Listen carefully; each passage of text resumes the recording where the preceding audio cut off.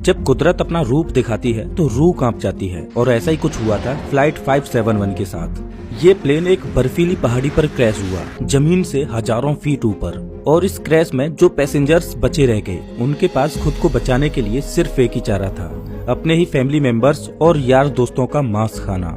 Flight 571 की कहानी, चाहे इसे आप दुनिया का सबसे बड़ा चमत्कार कहो या मानव इतिहास की सबसे बड़ी क्रूरता, लेकिन इस कहानी को सुनकर आपकी रूह कांप जाएगी। ये दिल दहला देने वाली कहानी शुरू होती है 12 अक्टूबर 1972 को।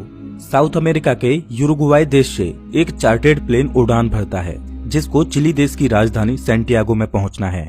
इस प्लेन में बैठे हैं रग्बी प्लेयर्स और उनका मैच देखने जा रहे हैं उनके फैमिली मेंबर्स, उनके रिलेटिव्स और उनके यार दोस्त। इस प्लेन में टोटल 45 पैसेंजर्स हैं, जिनमें 9 क्रू मेंबर्स हैं। ये फ्लाइट 3 घंटों में अपनी डेस्टिनेशन पर पहुंच जाएगी, लेकिन रास्ते में इसको एंडीज की पर्वतमालाओं को पार करना होगा। लेकिन दुर्भाग्य से आगे चलकर मौसम खराब मिलता है। इस वजह से इस फ्लाइट को रास्ते में ही अर्जेंटीना के मेंडोजा शहर में लैंड कराया जाता है। ये फ्लाइट रात भर वहीं रुकती है और अगले दिन यानी 13 अक्टूबर को उड़ान भरने के लिए तैयार होती है।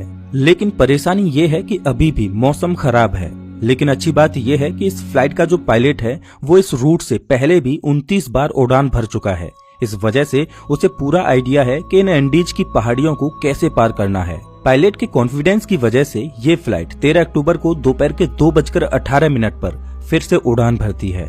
यहाँ से सैंटियागो पहुँचने में सिर्फ 1 घंटे का रास्ता बचा है और पायलट को पूरा भरोसा है कि 1 घंटे के बाद वो सही सलामत सैंटियागो में पहुँच जाएंगे।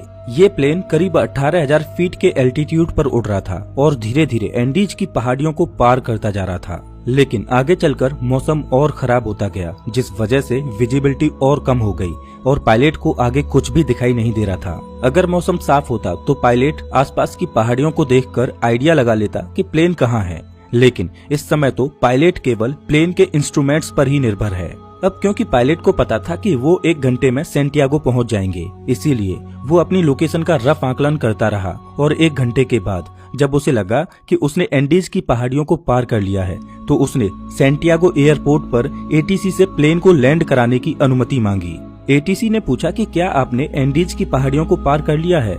तो पायलट ने कहा कि हाँ, उन्होंने एंडीज की पहाड़ियों को पार कर लिया है। एटीसी भी पायलट द्वारा दी गई लोकेशन पर ही निर्भर थी, तो एटीसी ने प्लेन को लैंड कराने की परमिशन दे दी और पायलट से कहा कि आप प्लेन को 11,500 फीट के एल्टीट्यूड पर ले आओ।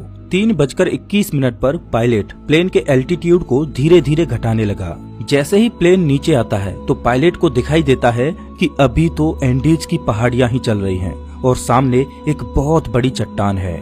जल्दी से पायलट प्लेन को फिर से ऊपर उठाने की कोशिश करते हैं, लेकिन अब बहुत देर हो चुकी थी। प्लेन को ऊपर उठाते उठाते प्लेन का पिछला हिस्सा पहाड़ी से टकरा जाता है और वो टूटकर अलग हो जाता है।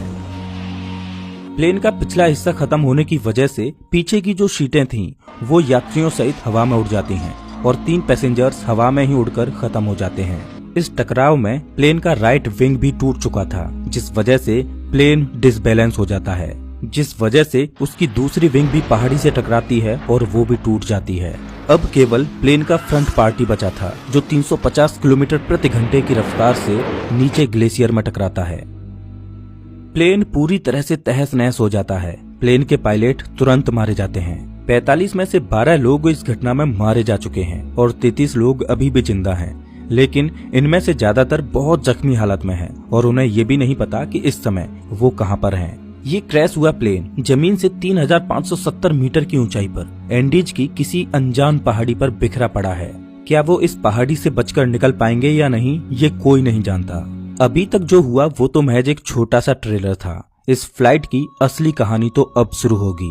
आप कल्पना भी नहीं कर सकते कि आगे चलकर इनके साथ क्या होने वाला है। ये वीरान एंडीज की पहाड़ियां अब इन पर कहर बनकर बरसने वाली हैं। इनकी आगे की स्टोरी